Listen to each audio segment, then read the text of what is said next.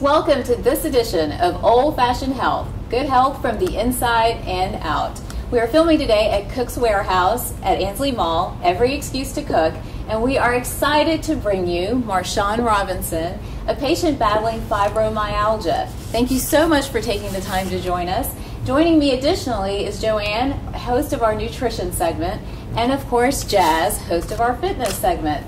We want to spend the next few minutes talking about fibromyalgia and learning a little bit about what Marshawn has been through over the last few years. Many of you may be battling this disease and not really sure what your options are or where to turn, so we're hoping this edition will help bring light to this disease, which is often not talked about, and give you some direction moving forward.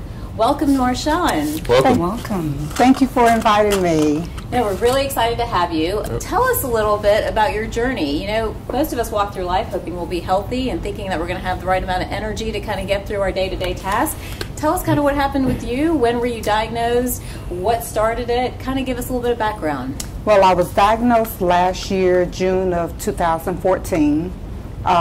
It started out as a mild ache in my body, and then it just progressed. I thought I had the flu, or I was developing the flu, and I went to the doctor. I just had a physical about 2 weeks before that, so I thought I was coming down with some symptoms, and it just got worse and worse, and I had body aches all over me. And I mean, these aches and pains were worse than what I had ever experienced in my life. And about 3 weeks after that, I woke up and it was hard for me to walk. Oh, no. It was real scary for me because at one point it looked like I had symptoms of MS. Right. We really didn't know what it was, so she was real comforting, saying, "It's going to be okay, Marshawn. We're going to deal with it." And fortunately, it wasn't that, and so I did nerve conductive study, muscle study, you name it, I did it. Everything came back failure. So then they sent me to a rheumatologist, and the rheumatologist did his test and gave me some type of medicine to rule out different things. They give you a pill, or I won't say pill, I'm not going to name the medicine, but they give you a medicine to rule out the different symptoms of other diseases or chronic illnesses. And now at this point, let me stop you for just a second. So now at this point, from the first day you got the ache to now you're in the rheumatology office, how much time has gone by? Just out of curiosity. That started in February. Okay. So, and now I'm in the rheumatologist's office in the end of May. Wow. Okay, so we're talking almost 5 months, 4 to 5 months of you still being in pain, still having the ache. Were you able to walk through this time It took frame, me a month before I felt a little bit better as far as walking. My family was very supportive and had to help me get wherever I was going. I actually laid in the bed unless I had to go to a doctor's appointment for 1 month.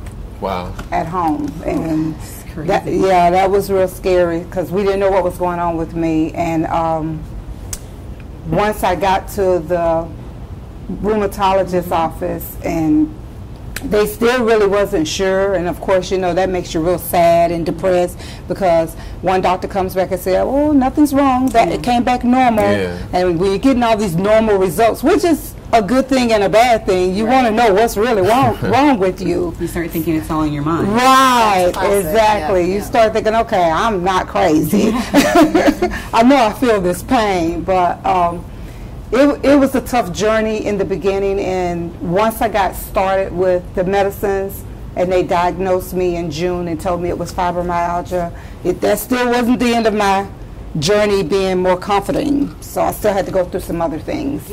But you need a positive support group, and you need to be positive yourself first and think, okay, I'm not going crazy. Lord, please help me get through this. Pray. I prayed a lot. I really prayed a lot. Had a lot of people praying for me. Had a lot of friends praying for me, my church, everybody. But you need a very supportive group. That's one of the biggest things with patients with chronic illness. My husband suggested I go see a chiropractor, and I wasn't a fan of chiropractors. I'm not going to lie. I'm a big fan. I think you should go see one. My coworkers were like, "You need to go see a chiropractor. You need to go see a chiropractor." So he talked me into going to see a chiropractor because this particular chiropractor specialized in fibromyalgia. And I went to see her. They did physical therapy, nutrition, massage therapy, and the adjustments. And it all helped. Wonderful. I changed my diet. They encouraged me to change my diet. Although the rheumatologist, I had mentioned that to the rheumatologist. Should I change my diet? Of course they say yes. But they didn't give me any input on what I needed to really do. Yes, and I've seen that a lot with fibromyalgia patients. Yes. Now, prior to being diagnosed, did you feel like there were certain foods that you ate would cause a trigger or a symptom would come on? Did you see any of that happen? I didn't even think about that. I just love eating. You just that is something that a lot of fibromyalgia patients will say, is that they'll eat a certain food, and it differs. Right. The food differs from patient to patient. I noticed and they'll it say now. they'll get like symptoms the next day or the day after. Now, you were just talking about your rheumatologist, so were you finding that your medical team didn't see any connection between food and the symptoms? They did, but they did not tell me which specific foods to stay away from. Okay. So it wasn't like they didn't really tell me. They just didn't give me the guidance that I needed to wean away from it. And that's not surprising because there's no scientifically proven diet that's for and that's what they everyone who has fibromyalgia. It's Correct. person specific, so it Correct. differs from person. So one of the things I noticed that bothers me the most is sugar and dairy. Okay. Gluten gets me too, but when I do sugar, it'll affect me more than anything. So I'm like, okay, if I eat sugar, I know I got to pay the consequence for this. You have people food log of anything? Or things you can I did when I was going through the detox transition. I did during that from August until February of this year. I kept a good food log. I did real good. But now I just watch what I eat, and I eat mostly vegetables, no red meat, no pork. No fish? Just fish and chicken. That's it. And food logs, they're very, very important because it helps you go back and see what may have caused the trigger. What did I eat 2 days ago? Yes. And you're so now I know. Yeah. And you've added the gluten back, and what happens is sometimes it's the quantity of the food that you're eating that causes the trigger. You can have the gluten, but a limited amount at a time. Right. And you won't see any effects. So it differs from person to person. Right. And we're going to take a quick break, and when we come back from break, we want to get more into diet, fitness, and your positive mindset, especially with dealing with fibromyalgia. Thanks for watching this part of Old Fashioned Health, good health from the inside and out.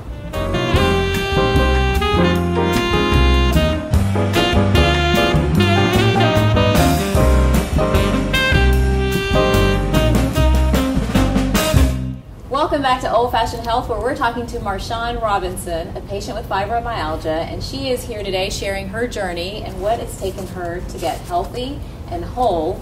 Thanks for being with us, Marshawn. We were talking before we went to break about food and the role of food in your disease and how it's made you better. So share a little bit more of that with us. You've told us you've taken out sugar, and sugar is the big one for you.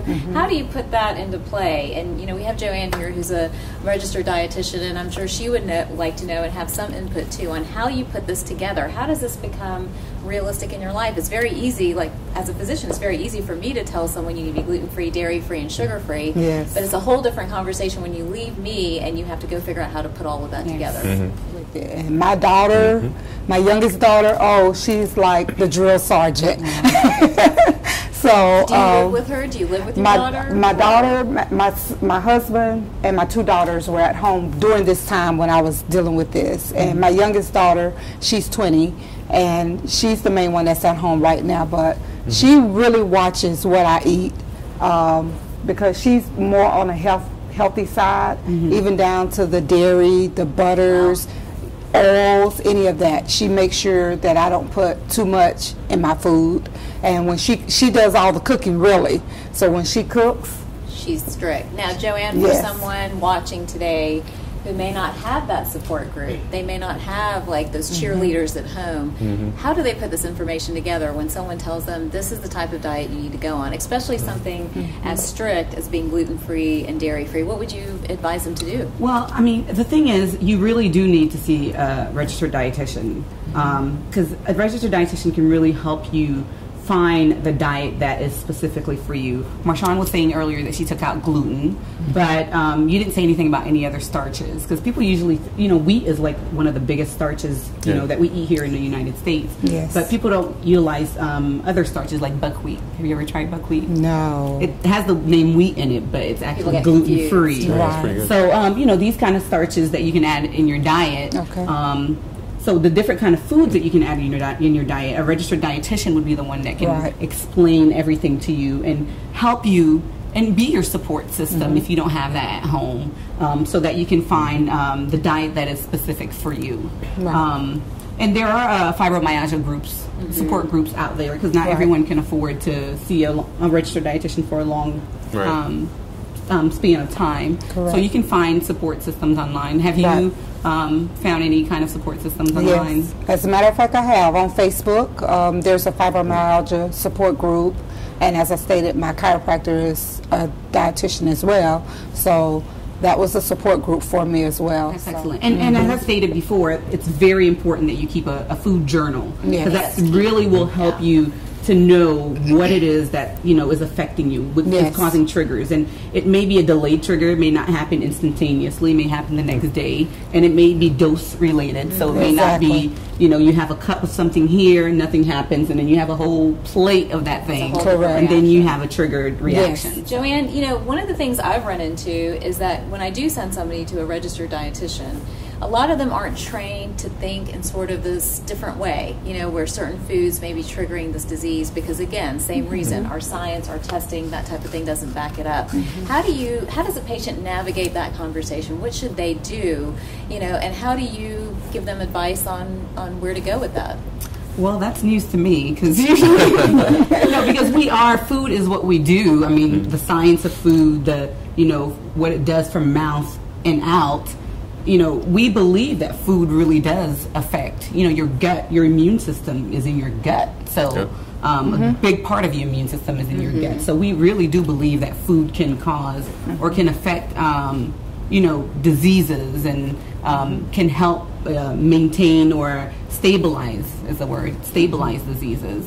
So for a patient, for example, where the testing doesn't justify it or the lab work doesn't justify it, do you usually help them with like an elimination diet? Yes, we do an elimination diet, which is so we do an elimination diet. So the food log really comes in handy with the elimination diets, because once we eliminate things like you eliminate gluten, dairy, and sugars, we do what's called challenging. So we'll add the food item back in that we've eliminated. We'll add it in maybe a month or so later, and we'll add one food item at a time, and we'll wait to see if it causes any reactions to you, and that's how we'll know if that food you can keep it in your diet or you should just eliminate it again. What is the role of movement and fitness and exercise? Where was it before, and where is it today? Yeah, so I want to get to that. So you mentioned that you were in the bed for a whole month. You couldn't move. Right. So we know the benefits of exercising with what you have as far as low impact aerobics for swimming, yoga, biking. Were you active before you were diagnosed? I was actually going to a gym. You was going to the gym regularly? Were you just going to the gym, or were you? Yeah, were you going to the gym? No, it's a difference. I was working out 3 to 4 times a week. Okay. I was doing Zumba. Right. Love Zumba. Right. I was doing the cycling. I hate the treadmill, but I got on it. Different types of weights. Okay. Can't hardly do any of that now. Okay, so was this like a process when you're eating things that you have to eliminate some exercises and movements that you could do before that you can't do now? Most of the exercises I do have to be really low impact. Like if I can't really do the treadmill because walking can flare up. And if I do walk on the treadmill, I shouldn't do more than 10 minutes. So I just started doing some activity last week, as a matter of fact, putting that back into my So what did you do? Body. Treadmill and the bike. The cycling? The cycling bike where you sit and the arm. Have you noticed a change in your body after you've worked out as far as easing some pain?